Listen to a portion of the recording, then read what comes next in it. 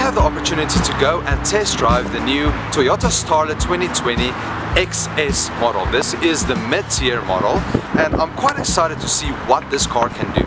Some of the complaints that I've heard about this car is that it's a little bit heavy and a little bit sluggish uphill, so we'll see what that's gonna do. But I do think that the handling might just impress us. I've only heard good things about the handling. I think let's go take a look.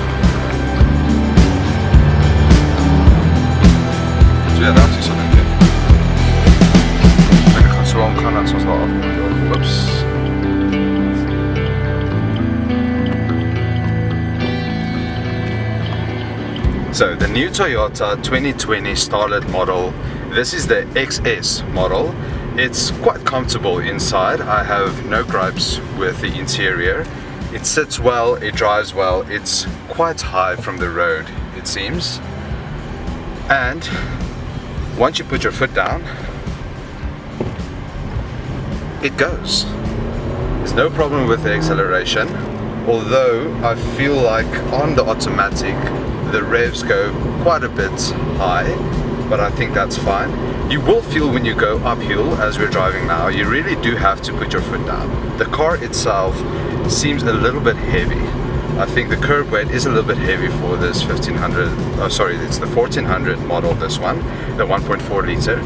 But I do quite enjoy driving this car, there's no problem with it.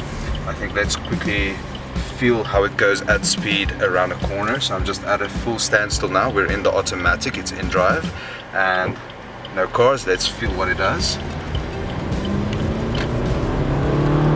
It's actually very stable around the turn. I was expecting a little bit of backswing from the back side of the car, and there we go again. This uphill is a bit of a struggle.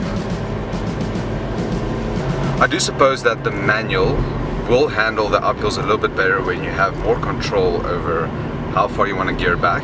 So this little automatic is doing quite well. I'm quite enjoying it.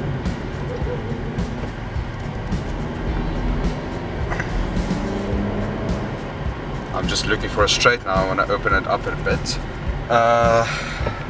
Use that road. Can we get to that road? The automatic is a bit sluggish for me. Just when you put your foot down, there's a little bit of space before it actually kicks in. My foot is flat down now.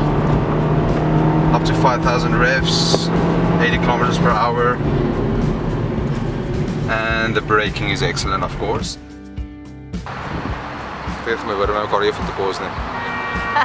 Ja, ons kan 'n diep denker video hê. This is my Hyundai Grand i10.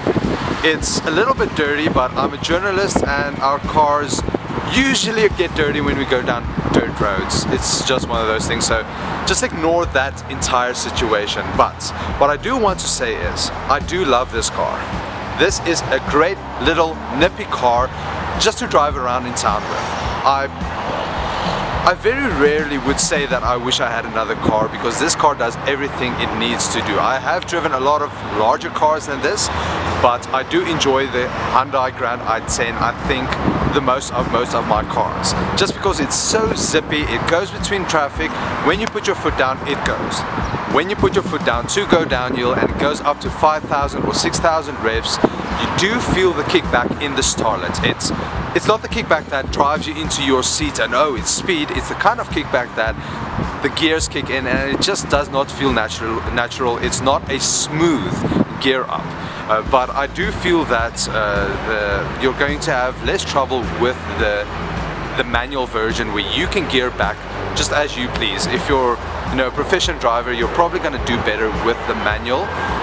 But the automatic is fun. The automatic is nice. Standing at a robot, just putting your foot down, it just goes. You don't have to worry about anything.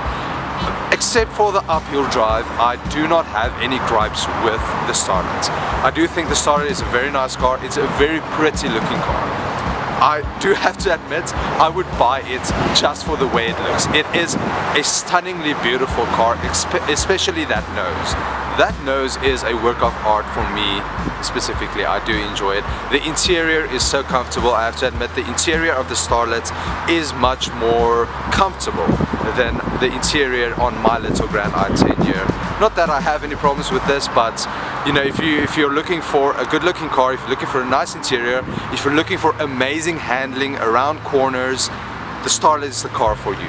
The price difference on the two is not too big, price difference on the screen right now, but honestly I think I would go for the Starlet if you're driving around town that it's not too hilly, there's not too many uphills, then I would go for the Starlet. But again, the uphill it bothers me. That kickback, that slow, you know, that slow take before the gears actually kick in, that does bother me. I want to have it go immediately. So if you live in a very hill-based area, I would say maybe look at a different car. But if that doesn't bother you, if you don't want to drive crazy speeds uphill, if you just want to go slow, just do your thing, if you don't mind that little bit of a kickback, I say, you know, go out, test drive the Starlet, and I would actually recommend going for the mid-tier range. It's the XS. It is about 15 to 20,000 rand more, which is than the lower tier XI model, which is not a lot, and you get a bit more out of the car.